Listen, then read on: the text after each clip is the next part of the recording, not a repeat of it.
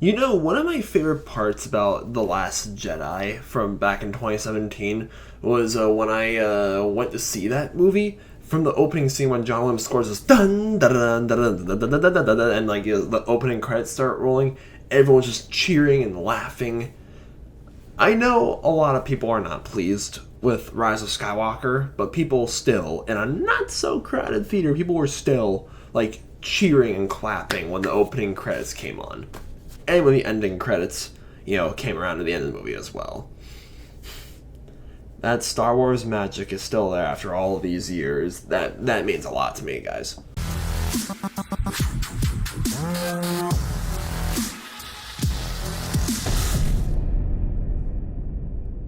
Star Wars, this isn't even an actual lightsaber. Okay, whatever.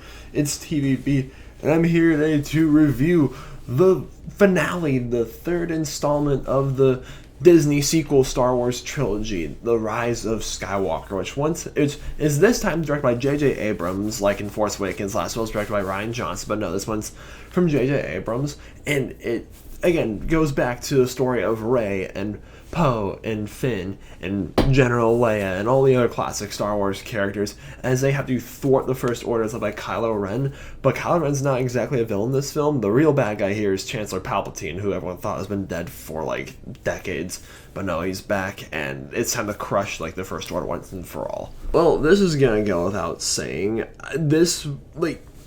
Rise of Skywalker is my third most anticipated movie of 2019. Like, how can it not be? I've been like a tremendous Star Wars fan since I was a little kid, and I have seen this franchise, this universe grow so much. And I don't plan on getting Disney Plus. I mean, I feel like I should, but just for financial reasons, I just don't think it's reasonable for me to have so right now. But The Mandalorian has been carrying this franchise lately, and Rise of Skywalker, did it really live up to my really high expectations for it?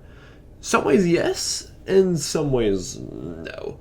Like, the visuals, the technical work, and all the CGI and the cinematography, that's all spot on. Like, do I really, again, do I need to say that? It's Star Wars. Like, they always get that down to a T. Even the old films, like back in the late 70s and early 80s, were revolutionary for special effects.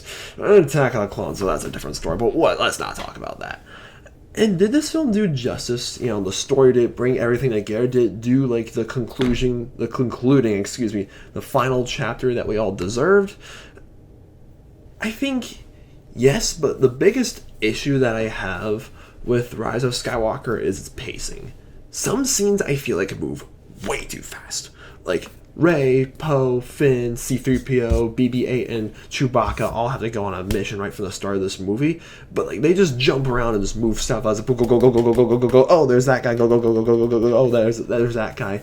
Like, there's barely any time to just slow down and catch breath. A lot of people complain that Last Jedi, the pacing was too slow. There was too much filler. It'd be like, oh, you want to go take a piss break? Well, just do it during the scene where like Finn and Rose are at that like casino planet or whatever. Yeah, the Rise of Skywalker has the opposite problem where everything moves too fast. Like, I understand what J.J. Abrams is going for here. He wants to conclude this new like Star Wars trilogy, and that's great. But this movie, like the storytelling, the pacing, kind of feels like those special occasions you have, like whether it's your birthday or Christmas or Halloween or New Year's, or maybe even like the last night of sleepaway camp, where it's like, okay guys, this is our final night, this is a special night, let's just end it on a high note, so therefore you guys start chugging loads of coffee and soda or whatever like unhealthy substance you can find, just get super amped. And that's what this movie kind of feels like, because you do that stuff and they're having a good time, which is good for the long run. Well, it's good for a short term actually, and then you just feel the crash after that, and you're just like, yeah, I think we made it out a little too much than it should have been. Yeah, but Rise of Skywalker kind of feels like that. Everything is a little too rushed, and I think this movie could have benefited a lot more from that. But honestly, I still had a lot of fun with Rise of Skywalker. Not one moment was I bored. Like, this film has a very welcome returns for some classic characters. Like Lando, he's played once again by Billy D. Williams. The guy still got it after all these years, and it's really good seeing him reunite with his old friends like Chewbacca and C-3PO. And this was the last film that Carrie Fisher was filmed in before she passed away. Rest in peace, Carrie Fisher. We miss you, we miss you to pieces. It's been some time since you left this earth, but hey, people die, but legends don't, guys. And Chancellor Palpatine in this movie, honestly, when I heard that he was coming back as the villain, my expectations for Rise of Skywalker kind of dipped. I feel like Disney's be like, I was like, really, Disney, you can't come up with a better villain for this? I mean, I guess it all kind of makes sense. Apparently that was, Disney and J.J. Abrams' plan all along, was to end the new Star Wars trilogy like that. That sounds pretty iffy to me, but you know what? Was Palpatine menacing? Was he powerful? Was he, did you feel the evil when he was on screen? Yes, I did. I think the movie really belongs to Rey and Kylo Ren. These two, they're enemies, but at the same time, they're allies, they're connected, that's undeniable. They gotta work together while fighting at the same time. It's sort of like the yin and yang, honestly. You just cannot have one without the other. There's a little piece of one in the whole piece of the other. And yeah, that's what, I'm sorry, I just bumped my mic right there, if you guys heard that. And that's where the heart of this movie really lies, is them fighting, but at the same time, their passion for each other. I know it sounds really weird, these words that I'm using, but Star Wars, its heart always lies in the characters. Yeah, give me cool alien planets and lightsabers and spaceships and stormtroopers and all that jazz, all you want. The action scenes in this film were very well done as well. J.J. Abrams does have a knack for directing solid action scenes, and trust me, he delivers as well, and introduces some new characters too, and brings back some old ones. But the heart of this movie is the characters. The Star Wars franchise, that's where it lies in. Rose, for instance, people give her shit all the time for ruining The Last Jedi.